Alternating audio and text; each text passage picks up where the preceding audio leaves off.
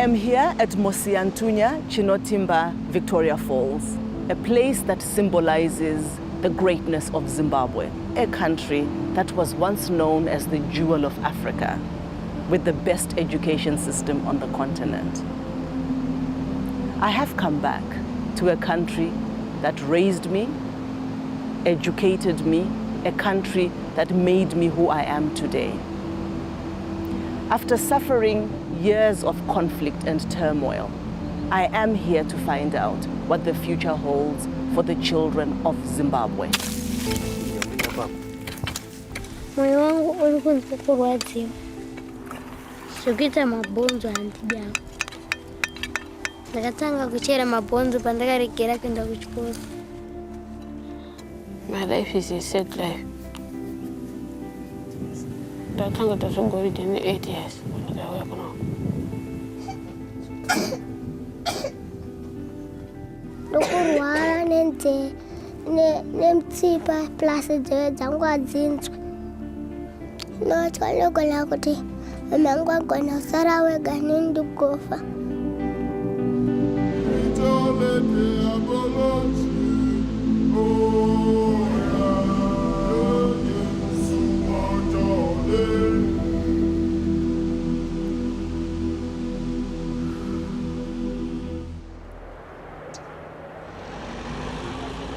My name is Xoliswa Sithole. I am a South African. But to escape apartheid and give me a proper education, my mother brought me to Zimbabwe as a child. 30 years on, the ruling party, ZANU-PF, has given me permission to make a film about my childhood. But now I am back here. I can't ignore the terrible suffering of the present generation of Zimbabwe's children. So I am using my permit to make this film as well. If the authorities find out what we are really doing, then we will be arrested and at best deported. But I can no longer stand by in silence and watch the destruction of the nation that created me.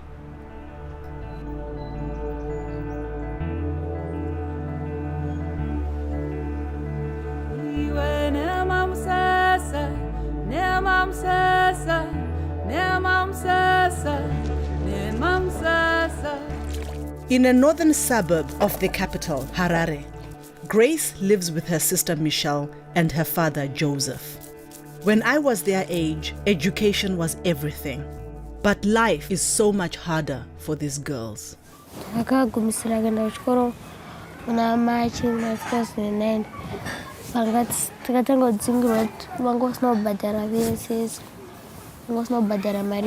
School fees.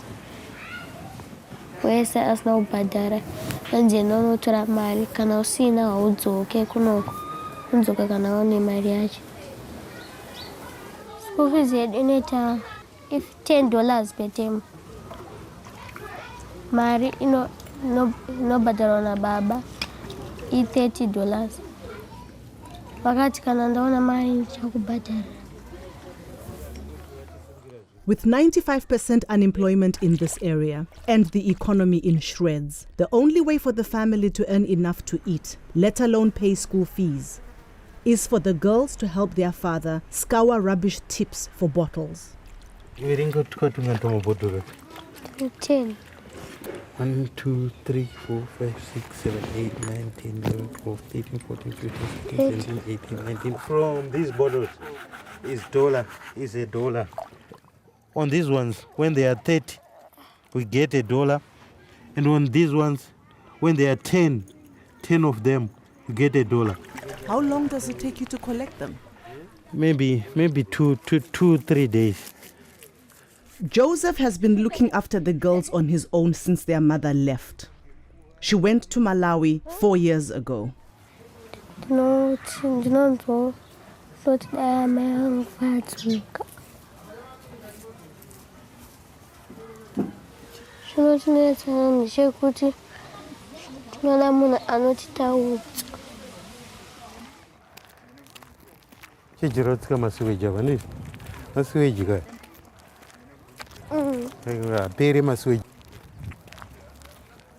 Hyperinflation in Zimbabwe reached 231 million%, in 2008, forcing the government to abandon the Zimbabwean dollar in April last year.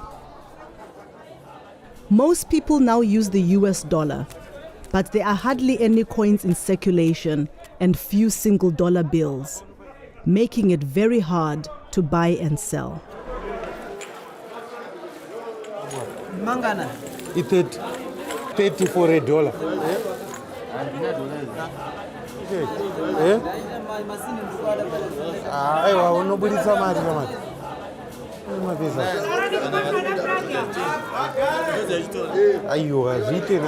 Please.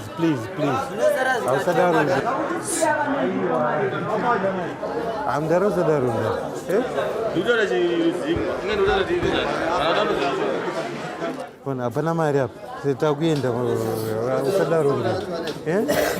Let's go. With such a shortage of dollars, people also use South African rands. Grace and her family will be able to eat tonight because they found someone with rands willing to buy their containers. 1, 2, 3, 4, 5, 6, 7, 8, 9, 19, 18, 19, 20.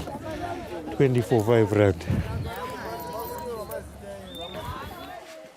5 rand, around 40 pence, will buy the family just enough vegetables for one meal.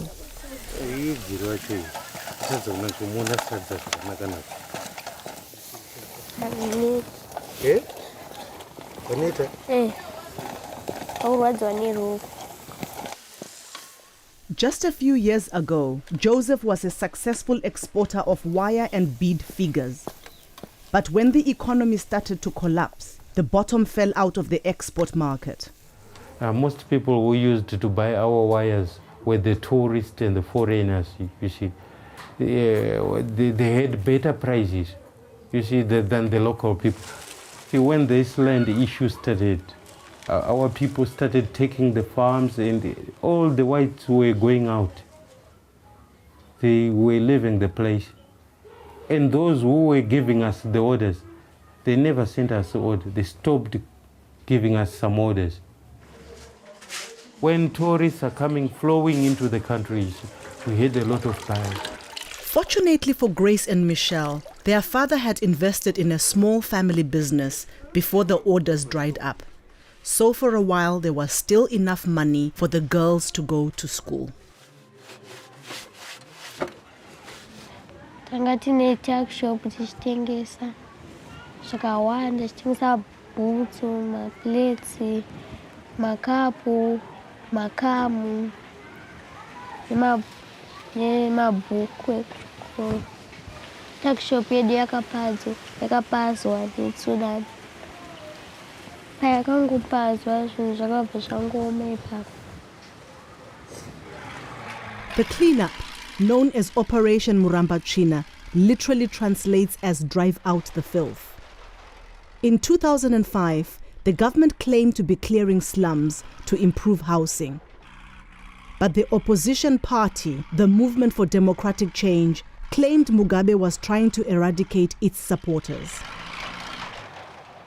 Even 4 years on, Joseph is still haunted by the memories and fearful of saying anything that might get him in trouble with the authorities. I don't think I'm very free to say something about the government.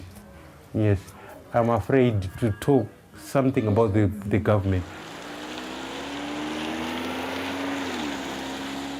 Joseph is being very brave talking to me at all. Zimbabwe is a police state. But it wasn't always like this. The country gained independence from Britain in 1980. As a teenager growing up here, we regarded our new president as our liberator. In 2005, when I was seeking permission to make the film about my childhood, I attended a press conference marking Robert Mugabe's 25th year in power. Are you frightened? They don't buy.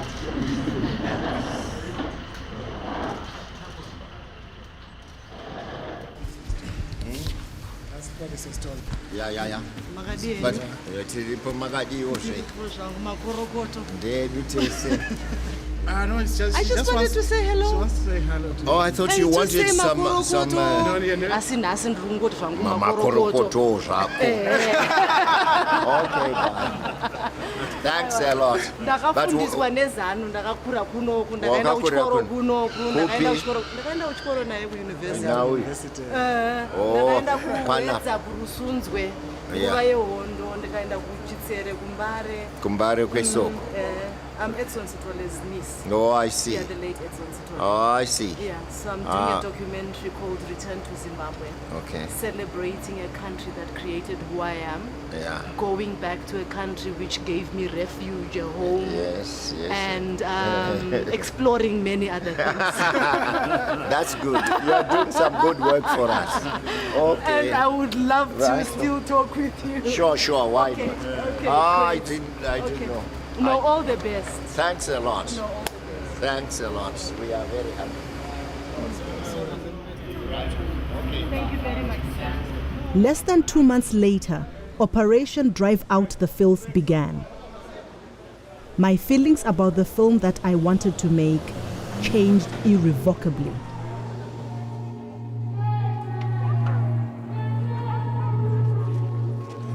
The UN estimates that the homes of at least 700,000 Zimbabweans were destroyed, and up to half of the victims were children. With nowhere to go, squatter camps soon started to appear on the outskirts of the cities. With no running water, electricity, or sewage, life here is hard.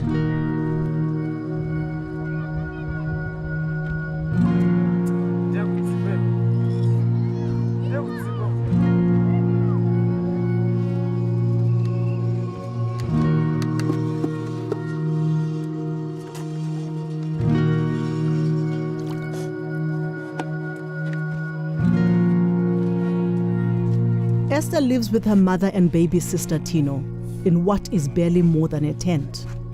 The AIDS virus killed her father and is now killing her mother. Esther is also HIV positive, but with her mother's health failing, Esther is now the main carer in the family. Esther, anturi kuzvati mwana haasi kudya. Oisa kapoto kadiki diki. Ombikira porridge. Toita kumumwisa kuti atombowane simba nekuti akasadya hawane simba.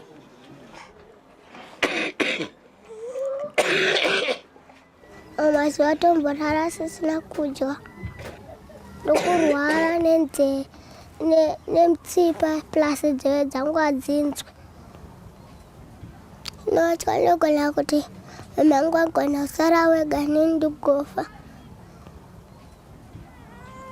Kuti mama angu agona kusara wega natino.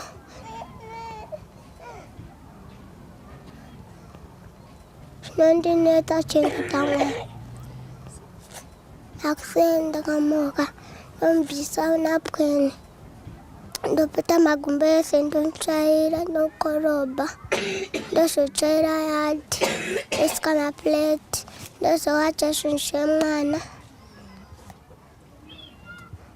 Kana mama uziitira tsvina ndonenge waitira magumbo ese ndogadzira sanhasi. Mama ndoapukuta pamhiri pano ndoapukuta mumakumbo.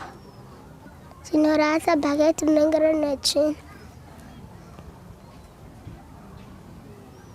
Tsvina inondinhuhwira. 1 in 7 adults in Zimbabwe has HIV. Life expectancy here has dropped by more than 20 years since I was a girl. It's now one of the lowest in the world. Shakaoma mwana mudiki akadai kuita basa rakaoma. Harisi basa rinoitwa nemwana mudiki akaita sewe mwana wangu. Sichanaka hazvo, Mwari dai andikomborera ndapora. Ndakuchengetaiwo sezvamuri kundiita.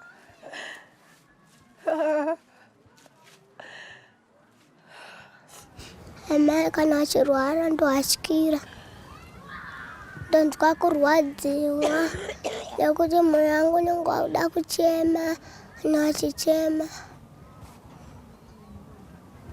musodzi wangu unongozara maziso ngonyarara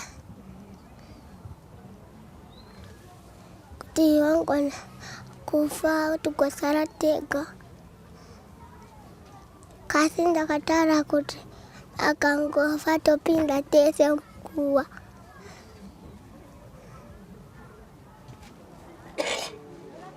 The burden of caring sits heavy on Esther's tiny shoulders. So I'm surprised to learn that she has a teenage sister. Yvette is 16, but abandoned the family for a life on the streets.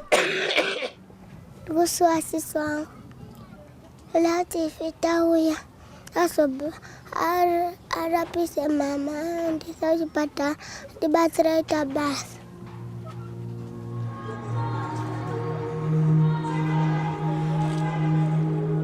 I want to talk to some of the children who live on the streets of Harare, but we have to be very careful filming the city.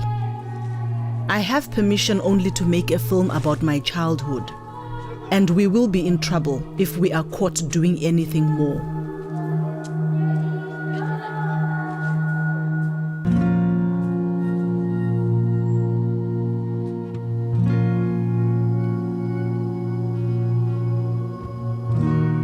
After 13-year-old Robert watched his mother die, he decided that coming to Harare might give him a better chance in life.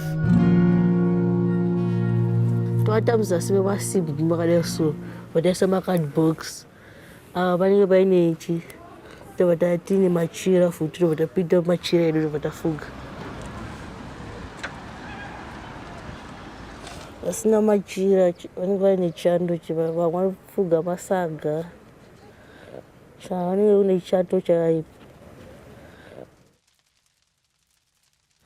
penguti kana ukaona pako pekugara nepekuata uswera uchitsvaga namari ndasingambogoni kukumbira munhu saka zvaitongondiremerawo kuti ndikumbire munhu. Taenda pamarobhotsi okumbira mari topinda totenga chikafu.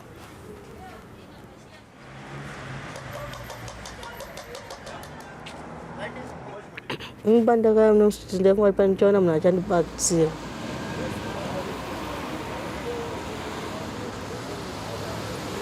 Ndinosiyawo nazvo ngokugara nevanhu simogara varungoita.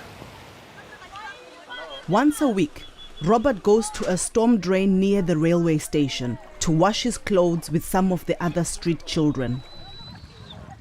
Mapurisa ndimwe vamwe mubatwa muborohwa ndikaona vari kure ndobva ndangowatiza pamwe dzimwe nguva tomboteitakageza dzimwe nguva mombosiyiwa vanongomusiyayo.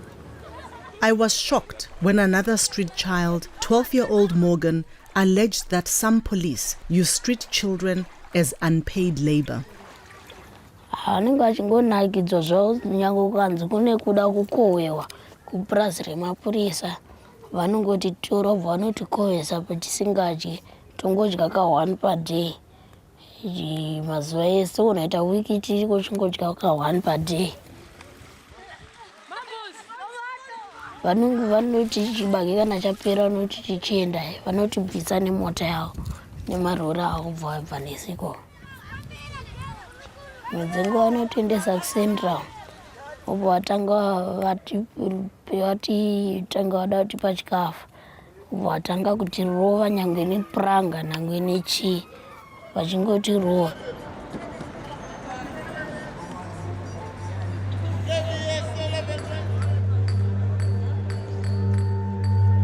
Harassment by the police is a daily occurrence here.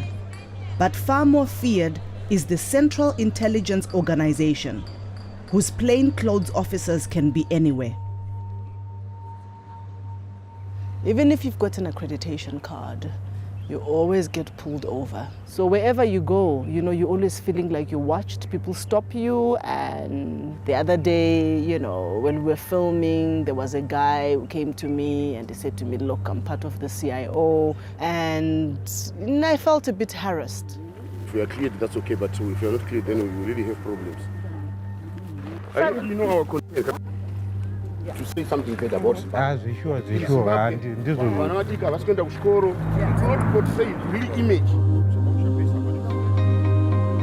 They are not satisfied with you just giving them the accreditation card. They want to get into the reasons why, where is the film going to be shown, what are the purposes. Hello? Tell us how are you doing this?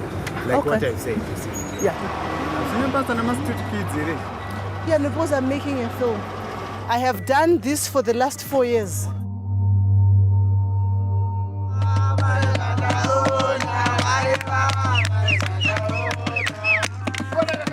With more and more children turning to the streets, the truth cannot be suppressed forever, especially as a new generation of Zimbabwe's children is now being born on the streets. Ndakakwanisa 17. Mwana ndakamzvara mustreet. Ndakakwanisa 2 years ndiri mustreet. Mwana anonzi Chantel. Ane 2 months mwana. Imba yangu ika imota yakaita accident hamino makore api. Ikasara zvangu zvimasimbi chete.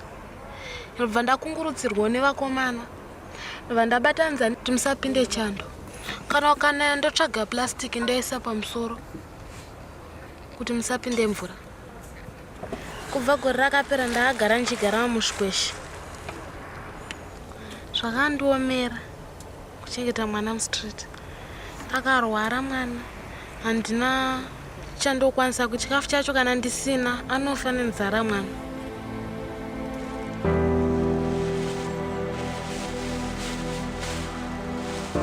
When I was in my 20s, there were hardly any street children in Harare. This country was the pride of Africa. But in less than a generation, it has changed beyond all recognition. 1 in 12 children here now die before their 5th birthday.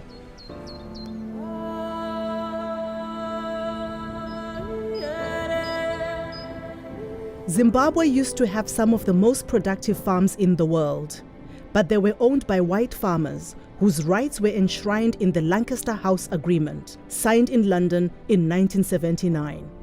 After 20 years trying to negotiate a fairer redistribution of land, Mugabe's patience ran out in 2000, and the Land Act was passed. Soon after that, the so-called war veterans began to invade the farms. The invasions continue today. They are often violent. Sometimes the workers are beaten and even killed. Many flee to unoccupied government land for safety.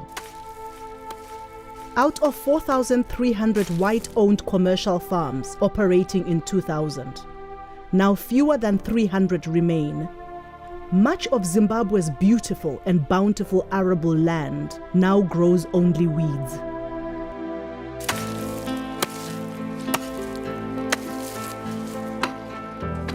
Orbit is an orphan. Like so many children in Zimbabwe, he lost his parents to AIDS. He lives with his grandmother, who used to have a secure job on a white-owned farm. Abereki wangu akafa in 2005. Ntongofunga abereki ambe anondita safu chambofunga maningi.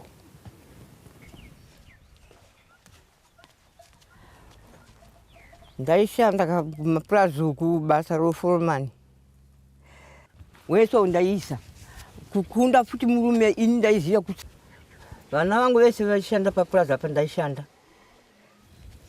Murungu uyu ndakatigara naye nini kusiri kushanda naye basa. Murungu ngari wakanaka number 1. Aindibata futi maoko mairi tesi narumangu. Vanhu vaiti ndiri mwana womurungu. Asi vakazotandaniswa. Bisiona akara mauroveti. tende takabuda kupanda varungu vakaenda vachena. Orbit and his grandmother must now eke out a living from the land. Their only source of income is for Orbit to pan for gold. But this is strictly illegal as the government controls all mineral rights.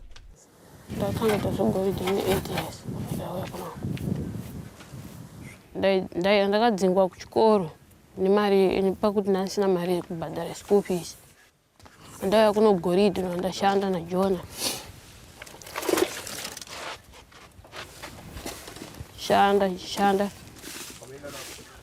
Shanda ufonga upera kumba imwe ndatenga ho. Pandakadzingwa ndaenda ndodzingwa ndauya kuno goridhe. Ini mari yechikoro ndakubhadhara. Abuza matesti takunyora. Achatingona mari yechikoro. Goridhe hard work yakaoma. Kaya kuno kudzimangwa 3 days usina mbokwanisa point. Point yacho inenge iri goridhe. Point yacho unopiwa $2. Kana vhiki chaiyo inopera sina mbokwana $2.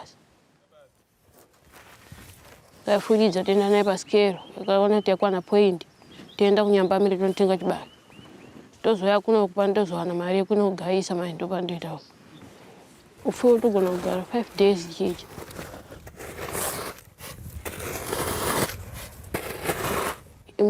Days akawanda ndowanza kushandirawo.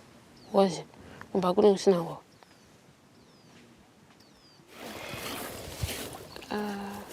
Patoti apa tankana kumba ufu kana ndawana ufu kumba ndopa ndotsvaga mari school.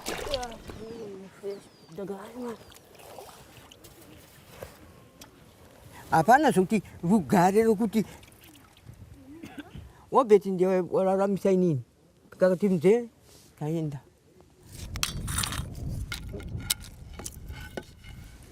Ndodya 1 per day. Pandosvika kumba ndodya 1 ndadya beans nesadza. Beans zacho dzine poison zvoda kudirwa zvibiswa zvimoto zvacho nezvimakwati zvacho zvese.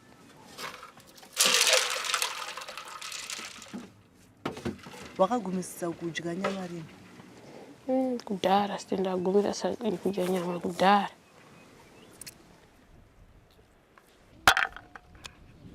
Mazuva ndomborara ndisina kudya. Ndongoti hapana zvokuita chikafu chacho pane pasina. Vamwe vangu unongonzwa kuradzikana vamwe asi kutambura ini ndichitambura.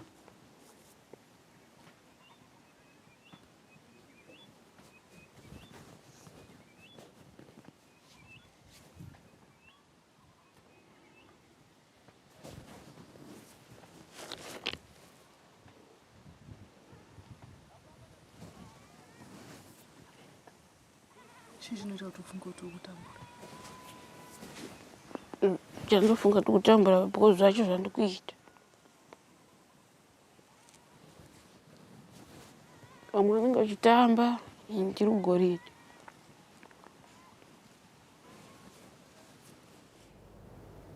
I have made films throughout Africa, and I've witnessed poverty, starvation, and the ravages of AIDS all over the continent. But the tragedy here is that so recently this country was first world. When I was growing up, we had excellent standards of healthcare, economic growth, and education. It's shocking to see how fast a society can fall apart.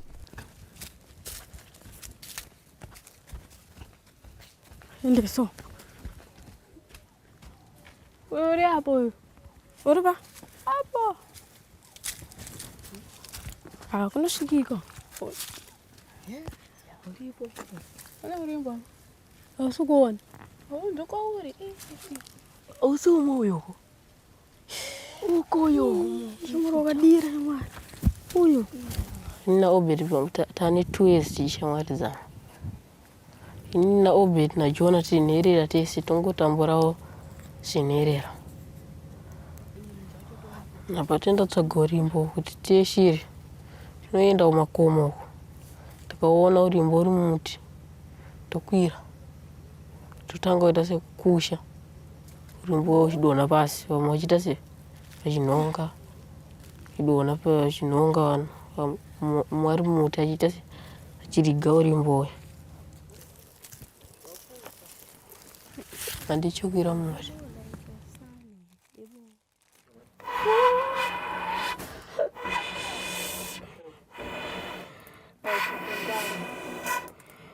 Samvura mpichani pe. Yakwana chamara usimuriwo kubika. Iyo ndotumbowana ukwacha kayo. Obeti. Munhu akanaka anofunga musha. Tumwe tacho tikuda kupwanyika. Jona chama. Kuita siku.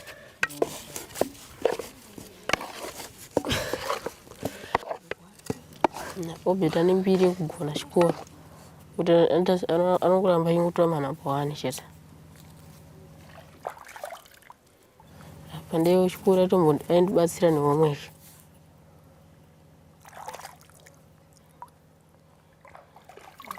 Jona naro fast go. Ndoshote kumba kanditangira but ndakatanga. Unokwana matemu ngani. Korera yanga yakapisa mudunhu rino Korea. Toto vamwe akatofa neKorea. Ndombofunga kuti ambi vangu akafa hapana zvakuita. Hapana kwandoenda. Manje tinoita sei muriwo nako manje? Titorana nenzara. Apa dautoenda kushiri. Mozvinetsa kumwenda kushiri musingabati. Nefane nzara mukati musingabati. Manje dziri kuramba katetsa sei nzara tinofa kazvedu nenzara. Tinongodyawo dhaga. Dhaga pano kuti inobata shiri. Kwauna kudya vaya sakadya dhaga uchadoro pachuo. Ana kufa. Saka mudoti ife kambura kuti chidya. Kuti ngaite sei? Imi muneje na ndije dhaga. Aini ndinodya. Sasa sidaenda kushiri. Ngabata kamwe chete matidabata shiri. Ni kutobata. Batai zvini basa re.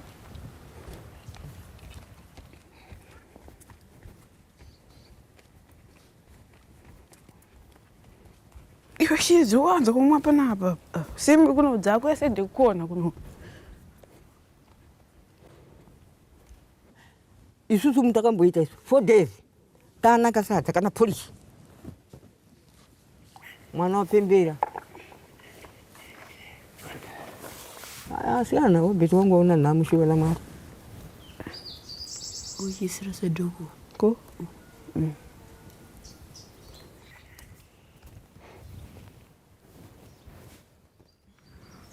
Asato nyoguru neziwa ichiri nywano ichiri shibomwa.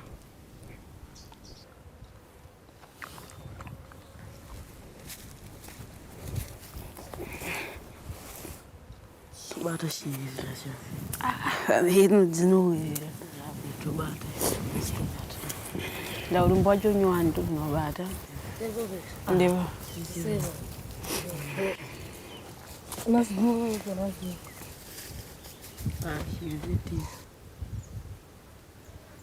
Pamesa hite shuda ndona. Ndikutsika. Katombotsika pasi. Nzira yakadikike kai. Tadzoka. Tataenda. Katsika. Pasi.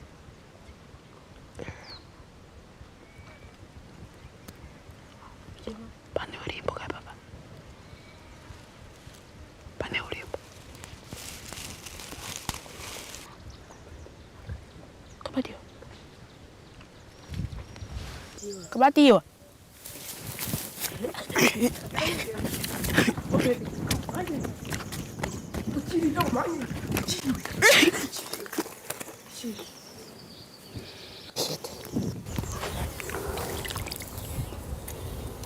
DJ so.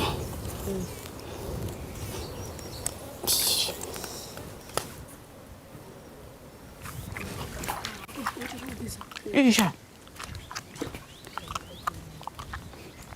batwa 2 tesi ba. Yetu kujamba ni papo kitu. Ndakafizuka inini nenzara kuda kufa nenzara ini ndakadonera hapo ndakakambaira mwari ane simba ndakakambaira ini kuenda kumajuru chigale chansatu ndadya majuru kuenda kambai kutora kabadza kweni ndakagara pasi majuru aya babuda natochufa kuisa mkarumu nditora kuye kuchimsoro kuye ndedumura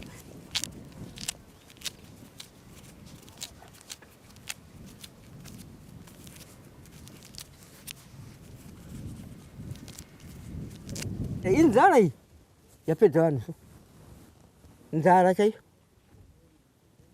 akuna kuti ati kolera ikolera zvaine asi kusaiti inzara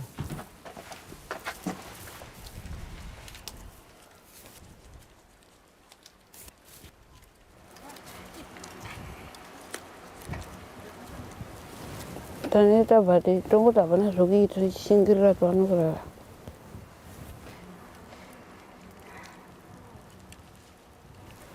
zvoti tikarege kutora chikafu tofa nenzara.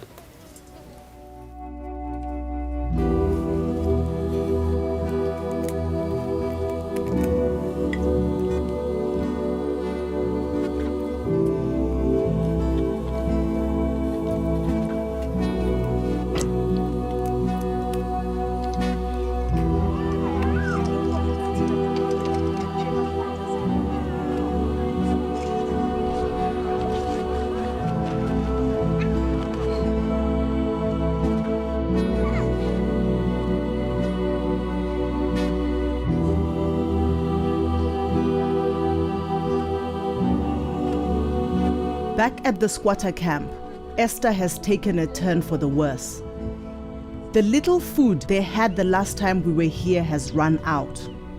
Poor hygiene and virtual starvation means Esther has become very sick. No, I don't think I did.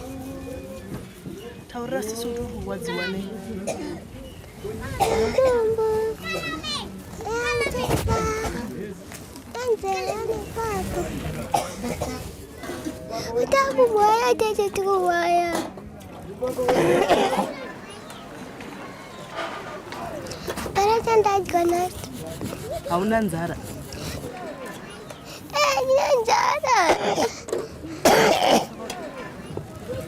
Saka uchanjike. Hapana. Ninganangana tuwacha. Tatacheba.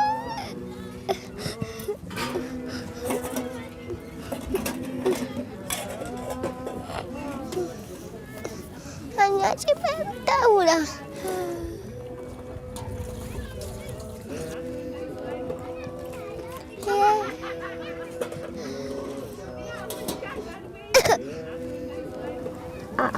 Akangotanga kuri kuchayeko apa sasongoita wese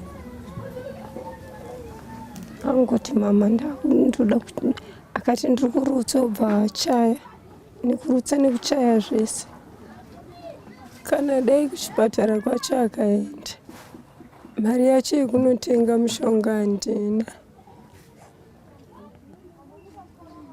ambe ndataura nemumwe mukadzi weapo akati pane zvadoda kutoita anyarara zvawo. Even if her mother did have money for medicines, there are hardly any hospitals left functioning in Zimbabwe. In my youth, the healthcare was the envy of Africa. But today, there are more children living with AIDS per capita than any other country in the world. Apa ndakasimba zvakandinakira. Ndaichengeta mhuri yangu zvakanaka zveitono. Ichienda kwandoenda kuna Women Trust, kuna Women Action Group. Ndinotaura nawo. Kuna Women's Coalition. Ndinotaura nawo. Life for Esther's family was so different just a few years ago.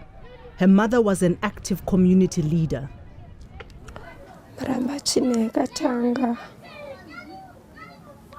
Vanhu vachingonzi pwanyaimega dzimba dzenyu vaingodedzera mapurisa nemasoja vari muzvimarori vachidedzera pwanyaimega dzimba dzenyu pwanyaimega dzimba dzenyu saka wakanga uri kwekutanga kwakatanga kudedzera tatakura mabhegi edu ataenda pachigiraundi vatasvikutotanga kugara tuupfu twedu twatatinatwo ipapo tinatwo kumba tukatanga kushandisa kusvikirana twapera pandaona kuti zvaoma pasina chekubata. It becomes a situation whereby people are actually living undignified lives. And I've always known Zimbabweans to be hardworking people, self-sufficient people, people who were very proud of what they had. They've always grown their own food. They've always worked very hard. And what I'm finding very hard now, shacks are mushrooming everywhere because people can't afford rents. You know, there's high levels of unemployment. And also the clean-up operation has had a lot to do with people actually not having anywhere to stay. And I'm a bit taken aback because, you know, we never thought that we would go down that route.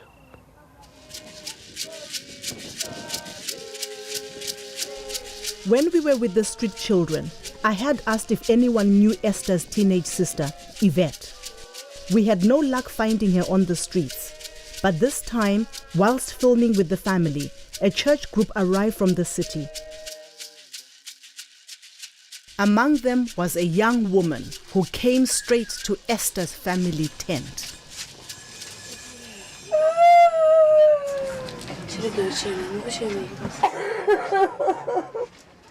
Mama. Mama gani? Saka gore rese usina kuona mai. Mari yacho yekuisa kuno mama yenitse.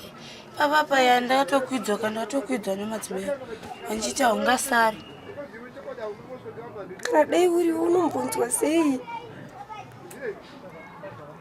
Ai fita kudaro wena.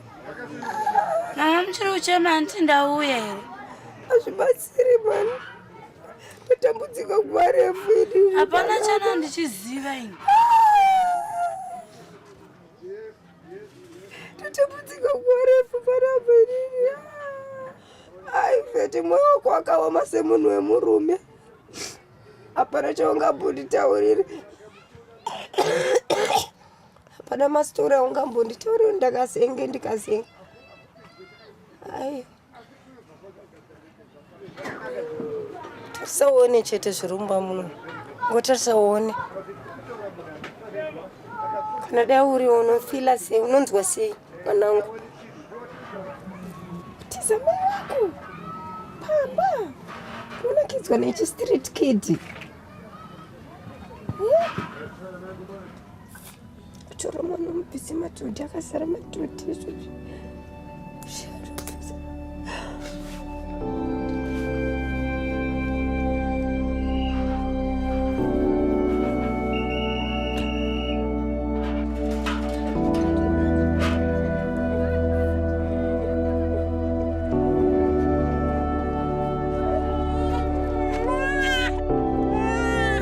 Yvette told me why she had left her mother and sisters 12 months ago. Tutanga tegara umbari background chigare papo saka vasikana vaendotonda chinokumbira mari mamavhu handiti ndienda ndaenda kutoni kweko ndaenda nchidzoka ndichienda nchidzoka saka vasikana vakati nepo vakati avo havachadzoka ndarekera kudzoka papo.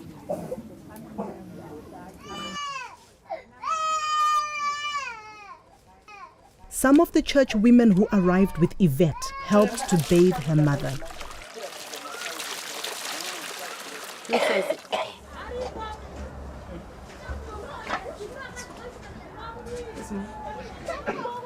Mama anogara achirwara.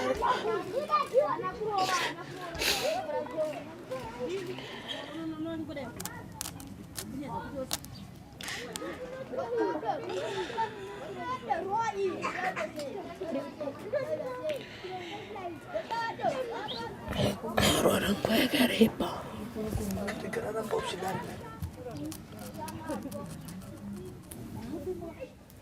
Ndinotosha kuti ndinogona kuuya ndichiona mama afa.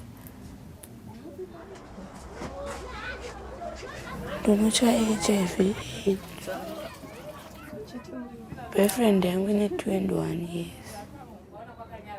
Mungu anenge asina kuenda makondomu. Chirwere chacho chinotyisa hachirapiki. Unenge wautodawo munhu anenge achikuitira care, achikuchengeta.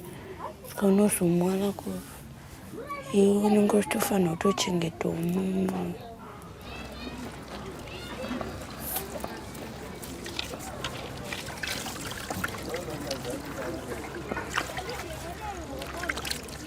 Musida kuita chipata-pata pane imwe nguva but muchisiya munhu shuwa gore rese ndisingagezi vanhu muripo.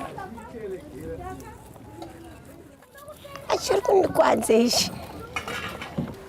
Dzanga dzichitotera nekamwe kakaipe mhuru kachiripo nendini kuti ndachigeza tsvina yanga yakaomerera. Ndaya. Mwana kuna kudya. Moyo wangu unorwadza.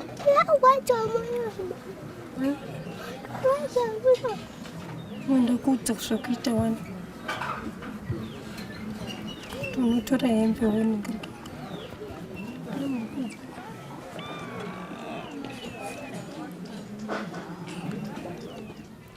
Ndichagara kusvika vatosimba vatorikavha.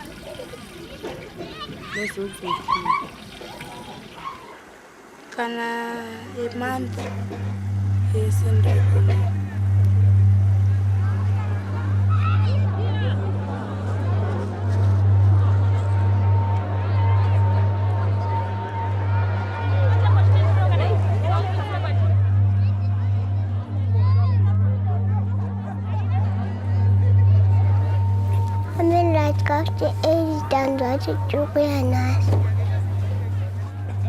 Kuti dai pasina we8. Ini nemhuri yangu tatichifa.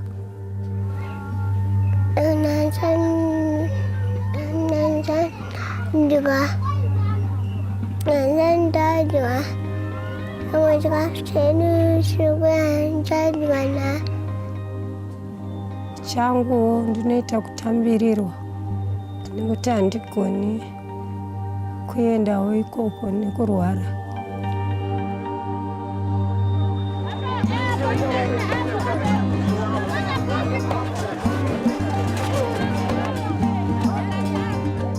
Up until the year 2000, Zimbabwe boasted some of the most productive farms in Africa. It breaks my heart that in a country that was recently so abundant, almost half the population now rely on foreign aid to feed their children.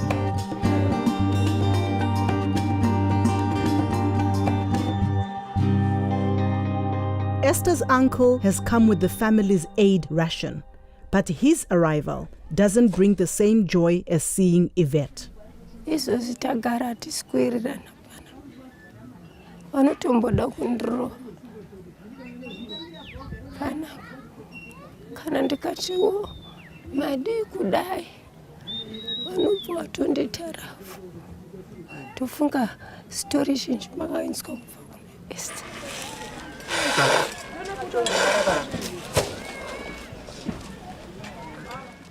Zoti inini ndinotyira upenyu hwangu kuti ndikafa. Vana vangu.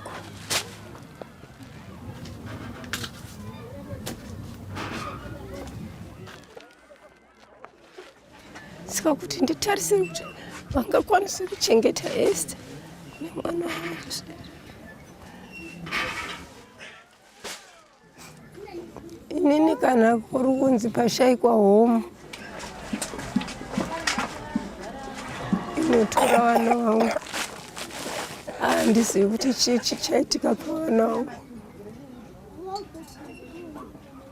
Pamwe vachangoitawo va-street kids.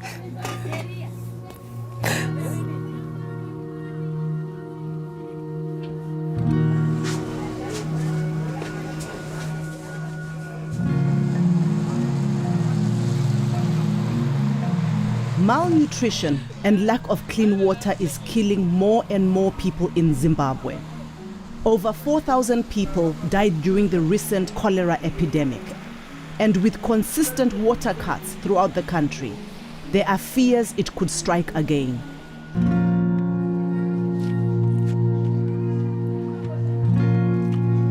In the suburbs of northern Harare, Joseph knows that the girl's survival depends on staying healthy, as they can't afford to see a doctor, even if they could find one.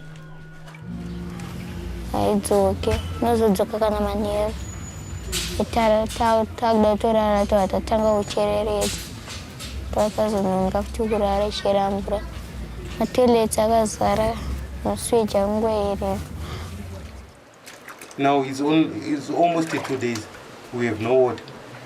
So we have a long period without the sewage being maintained, you see. So the problem is that they are keep on blocking just because nothing is done about the sewage work. Kana ndagenda ku ndenda kusango tuende ku toilet. Can't live in a situation like this without toilets, you see. There are mosquitoes and flies, a lot of them. Every week we experience this shortage of water. So it's in everyday life. We have been suffering with this sewage work and water works almost for 3 to 4 years. What I've seen is shocking. I mean, I never in my life imagined that I would actually see open sewage systems in this country. I never in my life imagined that actually people at some point would never be able to flush their toilets for 2 years and actually having to resort to going to the bush to relieve themselves.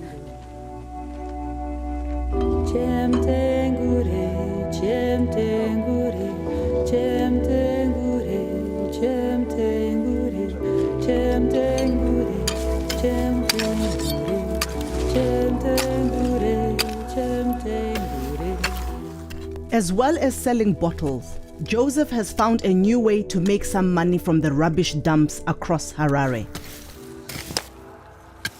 Saka ndakukudzidzisewo futi kuchera mabhonzo aya kuitira kuti kana manetseka munoziva kuti torarama sei. Andirya saka amufe makatambudzika muupenyu, saka musambofe makamirira kuti ndafa nenzara kana kuti umirire kukumbira che. Unoita mbichana hakusi kuti kumhanya, mbichana uchitsvaga anowanda chete. Tikawana mari apa nemabhonzo tikabhadhara school fees, tobhadhara matemu ese kusvika muna December.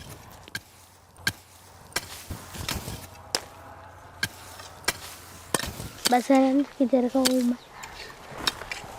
Mabhonzo anoneta kuchera. Moyo wangu uri kunze kurwadziwa. Zvandiri mwana mudiki kudai, ndinochida kuita zvangu zvimwe zvinhu. Zvekuita mabhonzo handidai.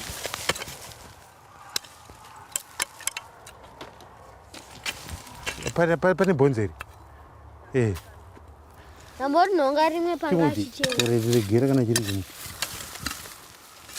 Ndikutoita itori child abuse andimona. Ndikuvatsenzesa basa ravasikafanirwa kusenza, saka zvinotondirwadza.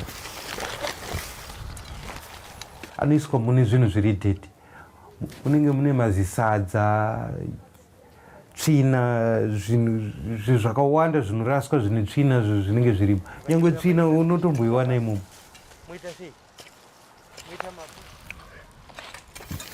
Zvinorwadza zvekuchera. Kutamba nhamo.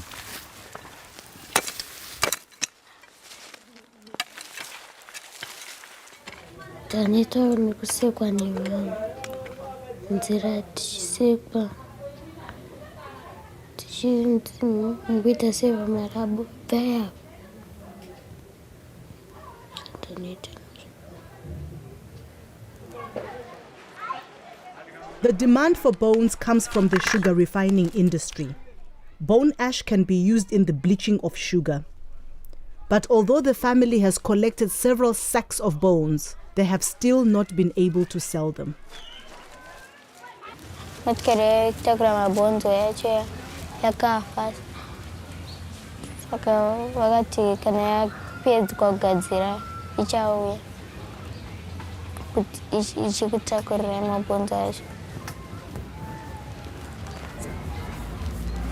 Baba wangu alikuti kana ndanotora mari yangu yemabhonzo ndo panchakubhadharira. Ndofunga kuti ndichaenda kuchikoro rimwe zuva kandotoona mari. Ndanoita nekutakura mabhonzo ndochera.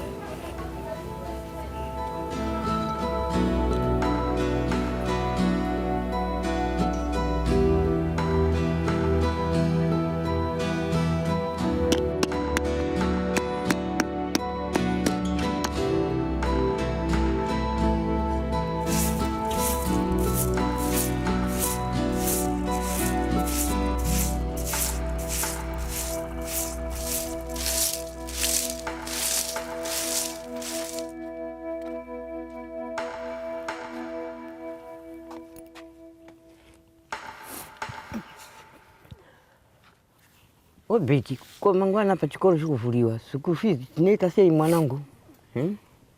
Tungaenda goridi tikashaiwa taishaiwa. Zvemvura zvineshuva pamwe muneshaya. Kana kaenda kuti futeke hazvina basa rese unoturaya. Dzikuita sei shiri zvacho? Shiri kuya dzineuya but urimbo wacho mwacho nongosingabati. Munongoendawo kupishu. Mulambe acho haisikubatira.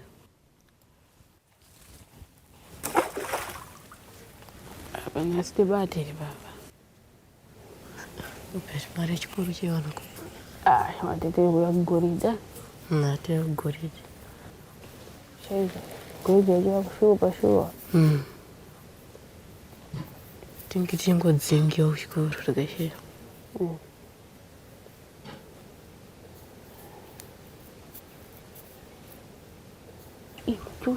Machura. Nasi ndikona fana kuti tobata kana kudzokera tisina bwana.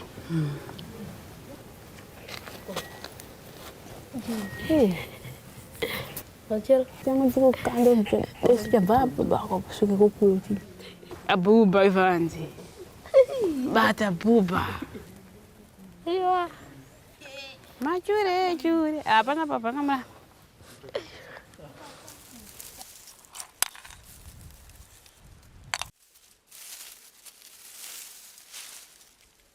Obete kwandiri tichikurukura netina mbuya. Gogo inini andiri zvokuti pamwe ndigara chikoro mari yega ndiye kundinesa. Ini chikoro gogo ndida kuti ndidzidze sereki. Kuti chidzidza zvangu inini. Ndidzidze zvokuti uyaone futi kukunda baba wangu inini. Baba wangu mamtsvakapo ndida kuadzvanyirira ndichienda kucollege futi kunodzidza futi. Hamboionawo kuti vaonewo goridhe kana kuti aende aione iri kutadzika arume akuru neivo vakarava vangaiwane vachere pano aona hapanai vachere pano aona hapanai vachere pano aona hapanai. Mwana wangu akadega kupedza chikoro ndaya school fees mwoyo wangu unogumbuka sereki ndakurarama kwemazuva ano kana mwana kuda basa kuti ashande kuningirikina kuziya chikoro mwana ndoda kudzidza.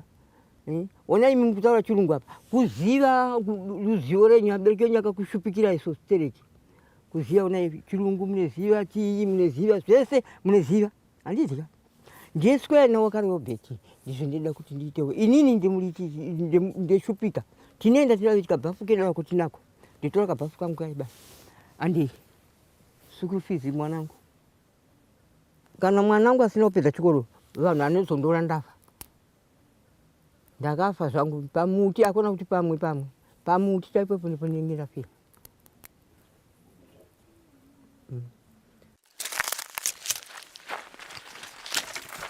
School fees of $2 a term are collected by the school's accountant. Like many in Zimbabwe, he doesn't get paid, so he grows cotton to pay for his own children to go to school. Most of the people staying in this area, they were from the farms. So they came to stay here after the farm was taken for resettlement purposes. So that's why most of the people came and stay here. We have more than 10,000 people who are living around here. Most of the children from the community, they don't have money to pay for school fees.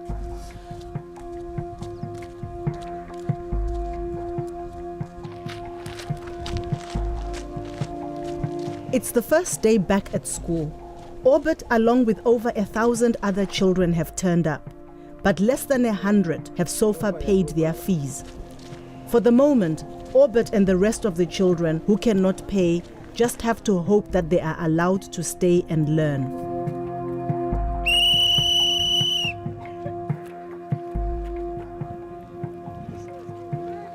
Right, show us our classrooms. Let us sing our marching song and go into our respective classrooms. Marching song. Praise the leaders.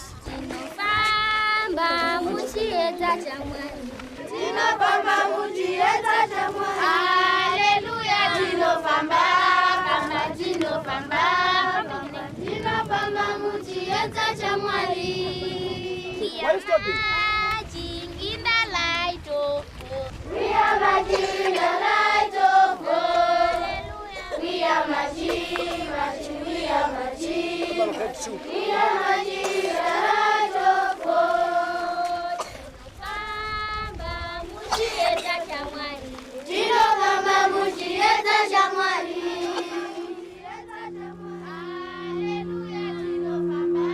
Chikoro chedu chinechi ndinoona kuti paripo patakambonyora vana nherera vakasvika kuma 350.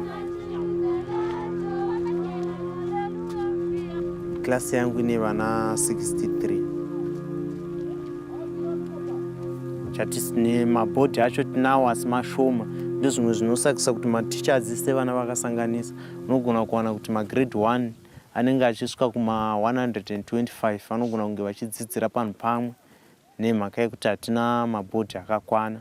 Saka izvozvo futi zvinoafekta vana, havazokwanisi kuti vanzwisise kana vakange vakawanda. Obeti mwana anogona chikoro, asi kuti ane dambudziko muupenyu hwake. Akabatsirwa naticha ane chido, mwana unokwanisa kubudisa maresults akanaka. Yes, Obet, can you rub the boat?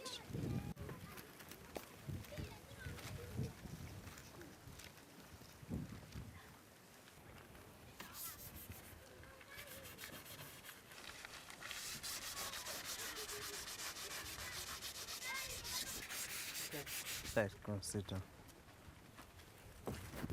Last time we once talked about different religions in the world.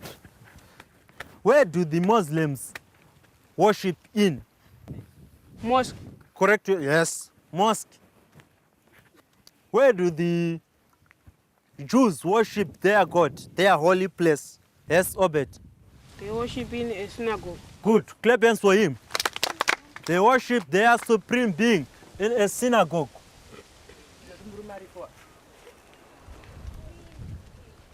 Good morning, sir.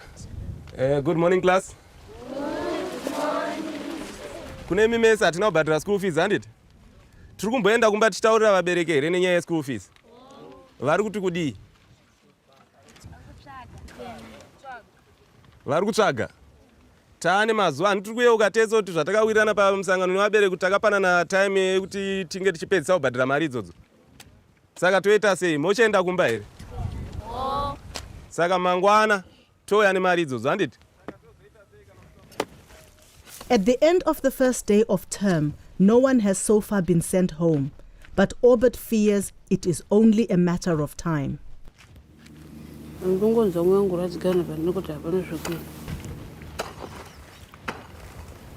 Inisi mwana ndofunga kuti vana vechikoro varombo havafaniri kudzingwa chikoro.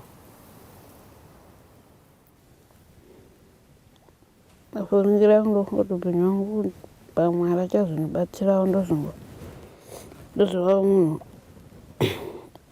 rinoniwa nowana mari chiwanotengawo mbacha chitengawo chikafu. When I went to school post-independence, Zimbabwe had the best education system in Africa, if not in the world. Mugabe invested in human resources, invested in educating people. Schools were resourced, education was a priority. There was no child who didn't go to school regardless of whether that child was poor or not.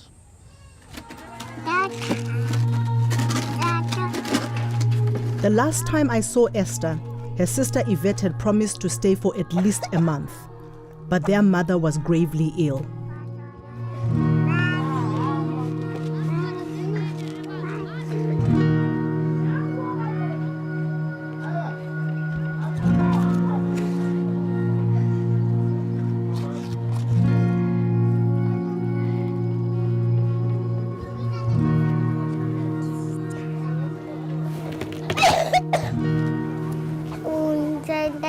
Plate pani dan baku tukar ndauya wanade mama ji haram bakanyarara baka joiska ka dangwe kangot atova ana chungda tinochet saya kata mama. Ini tahu kata mama Natino.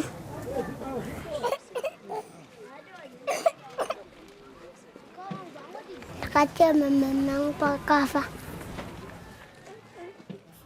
Mama saya akan cari sekolah.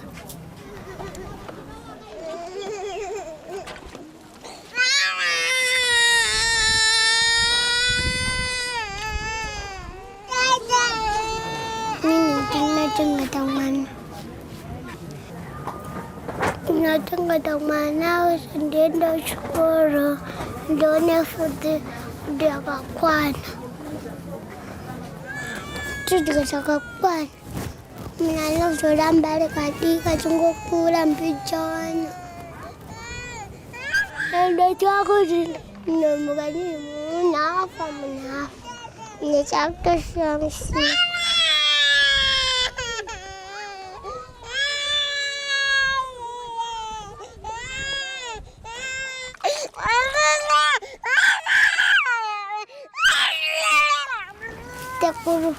Sekolah kunci cenggeta sao asi yang wajib nggak boda yang wajib doa pamba kita rawan itu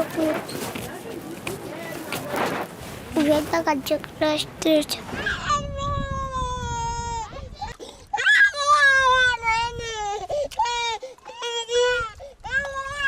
tuhan cenggeta mana nalpan ini.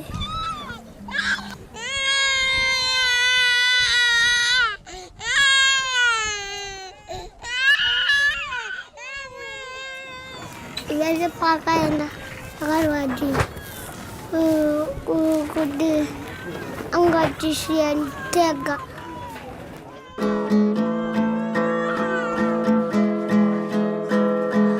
I managed to find Yvette at a feeding center for street children in the city. She explained to me why she had deserted her sisters. Asi zvineo siku rakandidzinga chido chekuchengeta vana ndandinacho. Asi chekuita ndopandisi story. Mama wangu wasi adogara nchivarota dzimwe dzenguva. Pakazoshamba taiwirirana. Nondirwadza kuti Esther ari kuchengeta Tino. Handina munhu kuvatyira. Tarigara nasekuru vane hutsinye. Hutsinye hwaitoa kwandiri ndo hwavanongotoa nuna wangu. Kaivavo manje kuti nditani Tino.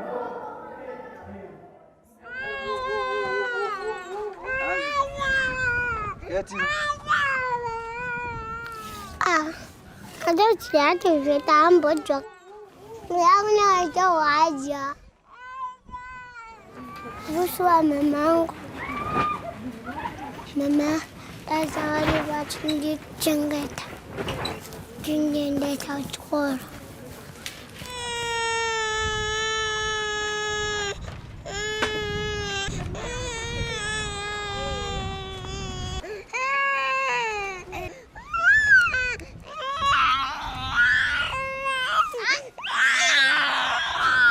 Nandina mwana kana atindineta tunoeda kumnyararija.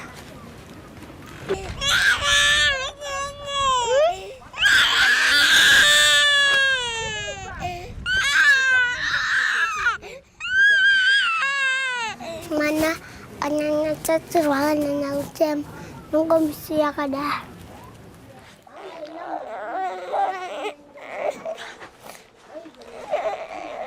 Dia ida.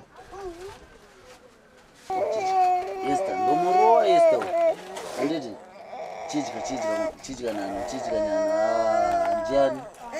Eta, ewe chaya. Chijika. Iwe ajikira mwana chete apengiswa.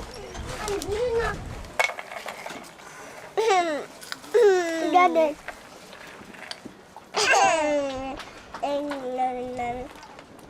Dade.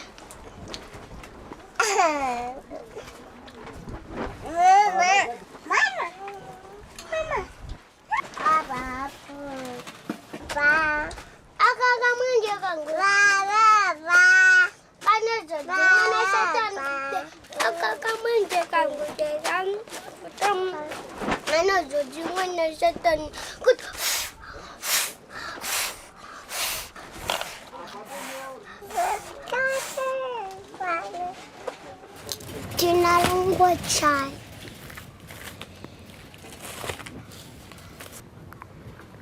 Natural fumba. Kuti yetiana karugara. Kuti alarame. Ngona tofa. Adikala maushuba. Nanda kurara. Kurara. Dijifamoka. Difunduka. Nilipakaya shugura. Kafura ni bamba. Takutokea maneno. Tanga ufunduka. Rani wangu numbo fadile. Nana kudoma zoe chanongo garakakiwa. Breku mata sisi na usirwa. Ka Dora rama. Taus pepeni wangu numbo fadile.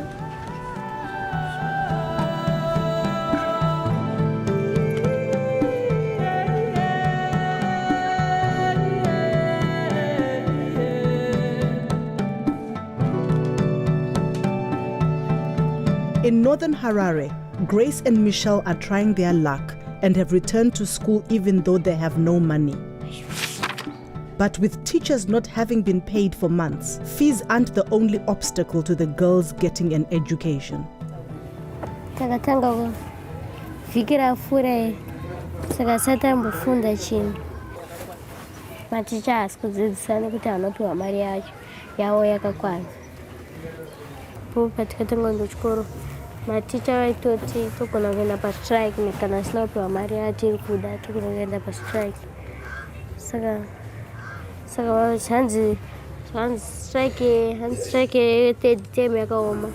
Hanzi saka munogona kutodofora mese class yese.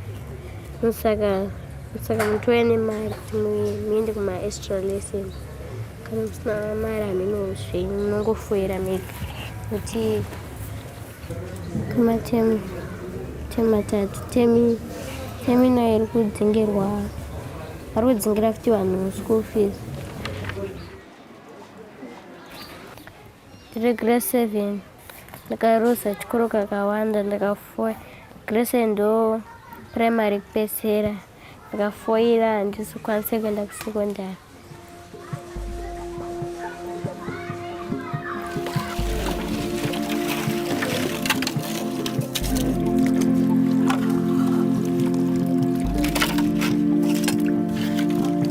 Wachikoro anenge achitidzinga achida kuda mari yeschool fees. Chenyaso ndechekuti dai abereki angu aripo andibhadharira school fees ndaisikambouya goridhe dai achingondibhadharira school fees. Headmaster achandidzinga mari yeschool fees achiri kushupa kuana. Toti headmaster kusidzira mangwana vanhu vakutodzingwa nenyaya yeschool fees.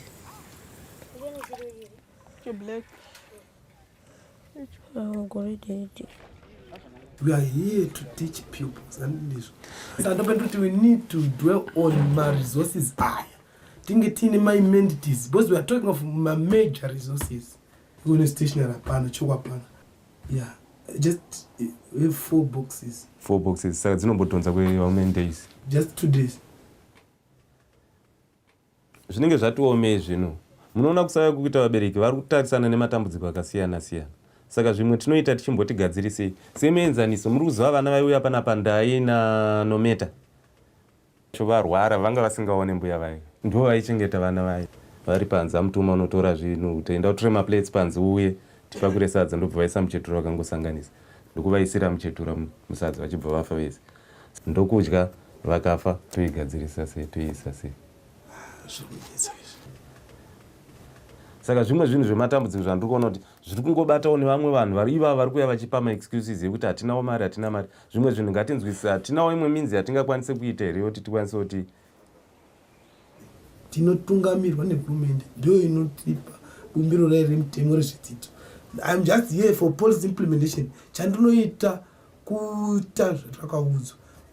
But tikada kuteera mutemo wenyu ikadzingwa iyoyo kureva chikoro chese chaenda kumba hatisina chikoro panapa nenhamba ichasara. Zvitori nani pachikoro papusira pene kana una 116 taura yachikoro tikadaro. But zviri nani kuti dai kuri tine vana 116 vanobhadhira mari zvinhu mari zvose anoenderana nevana 116 it's okay. Pindai gogo vana ichigara gara yenyu apa gogo. Evo igogo. Ewa. Meno tokubatsirai nei gogo? Chichemo chaicho. Chichemo ndicho chandikutira kuti alega ndiende kwaHeadmaster kuti uyu musamutanda sezvo ndikatotsvaga mari ndikaiona ndapota ndikaiona ndikupai mari yeschool fees ndaishaya munhu. So nati ndikaiapata ndikaende ndinoitawo chichemo. School fees inandengera $5. Tikati vabereki nguva mukachema tadzikisawo mbichana tikatanga tisanganawo pa $2. $2 yacho ndeti iri kunetsa kuwana handisi kuramba. Ine ndinetsa kazvishuwa. Asi ndakuti mimi chiitewo kuti chero kadiki diki ndikaitawo $1 mukazombochema muchiti akambobhadharawo $1 zvinodii zvinonzwisika. Ungaione iri zuva racho rokutati zuva rekuti imi hamuna kuti tine nini chembere yakadai shuwa mungabva mamoyo fanike chironda. Gogo mamoyo kwenyu kumaita mazokanganisa ndamangoditawo kuti ndikurukire mwoyo wenyu ugari pasi pamwe chete tisangane neni please. Ndinomiramira nditengesera pakagaba chaiko mumba hamuna. Zvakaoma ndoyatsoziva. Kachigubhu chaiko hamuna ndoita sei dakuti mune kachigubhu bheta kagumbezi kuti hamuna ndoita sei mani. Alright gogo panda nzwawo kuchema kwenyu sandapenda kuti mimi mukangowanawo chero 50 cents nemandi hadzori kupa wana 50 cents chete asi kwaini 50 cents anongodzokwa nevanhu. Alright. Sorry kete. Alright. Open end of class. Alright.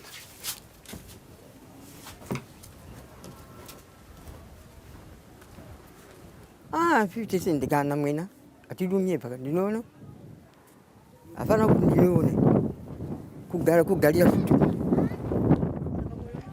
Panazvo ndikuudza ndavozviye kuti kana ndikata nzvimbo yangu dzimba mari yacho hapana kwandikwanisa kuiwana.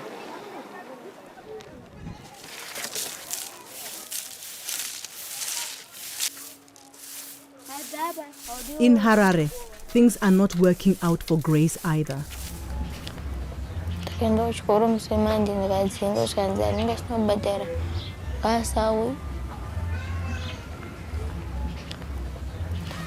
Ndakanzwa kuboekana pandakaenda kuchikoro ndikadzinga.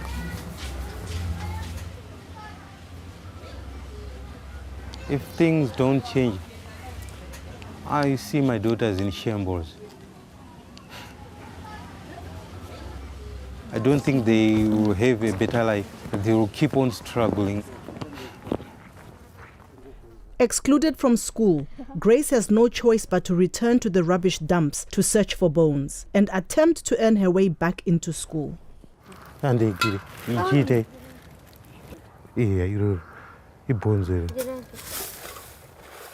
Ndanga ndiri president ndaendesa vana kuchikoro vamwe chibatsira nherera asina mai nababa nekugadzisa matoilets kupinza vanhu basa.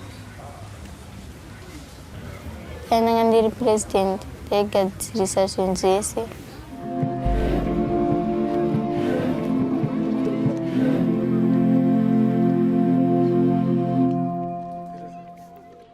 At Orbit School, the headmaster has given his accountant a list of all those children who have still not paid their fees.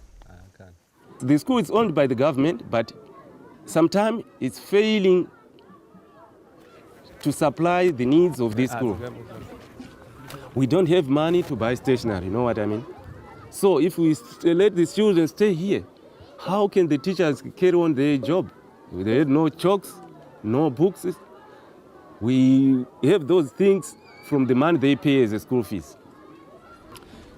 Today I've come here to send back the kids to tell their parents to give them money for the school fees.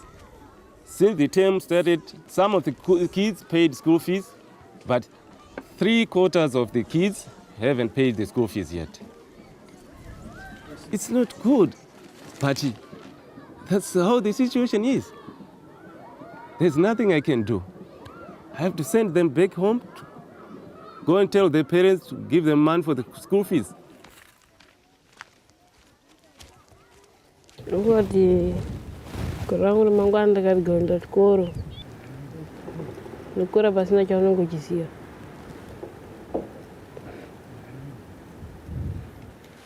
Nyaya ndainga maiziva ka magara muchingozviziva handeti mirai apa pasina kubhadhara vaya mirai apa imdi musina kubhadhara mari handeti hande right iwe hande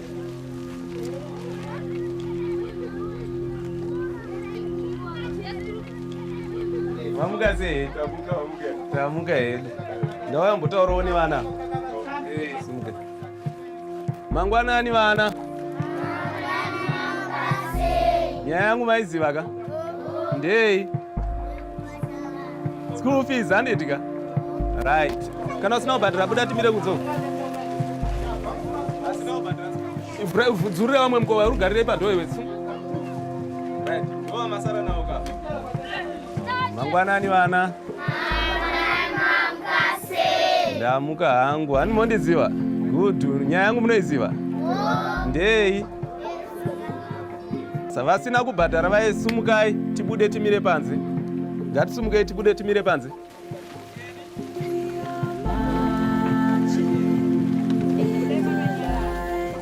endai munomirira parefu apo ipai mukana vangu hande musamire hande handisida kuona anomira pachikoro apa hande right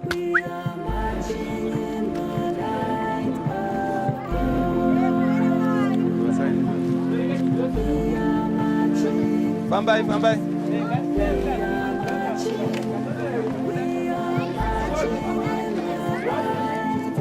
Anomoziva nyaya yangu kana ndichinge ndauya kudai. Sevasina kubhadhara school fees, sumukai tiende timire apa. Ngatisumukai tiende apa, tisapedzera vamwe nguva, ngatifambe izvozvo takanyarara hedu.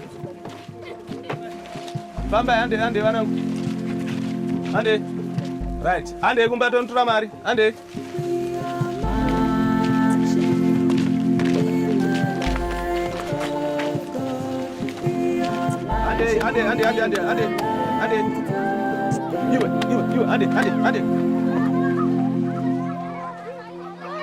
Out of 1,015 children on the register, 889 have been sent home, almost 90% of the school.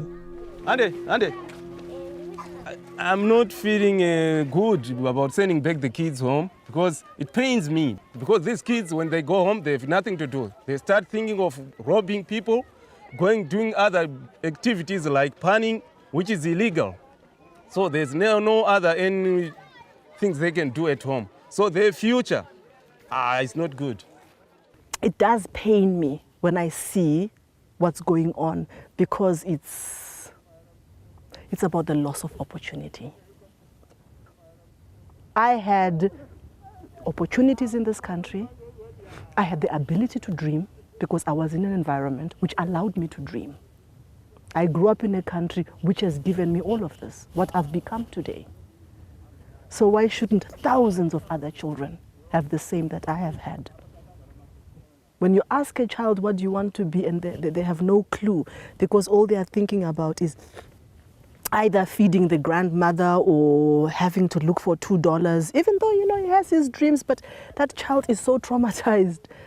When kids can't dream, then I think, we can pretty much say goodbye to everything.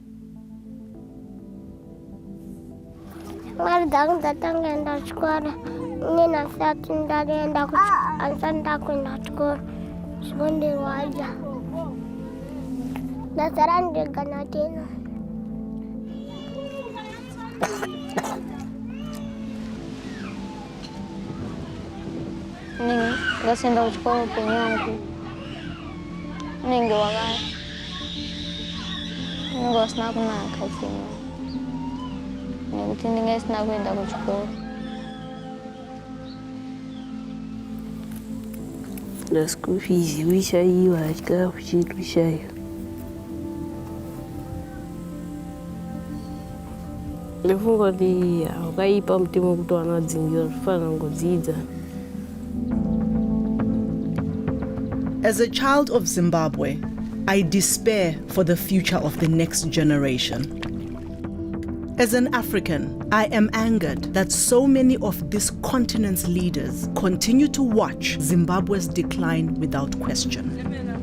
And as a citizen of the world, I hope that one day soon, when the current leadership releases its grip on this country, the rest of the world will be there to catch Zimbabwe's children as they fall.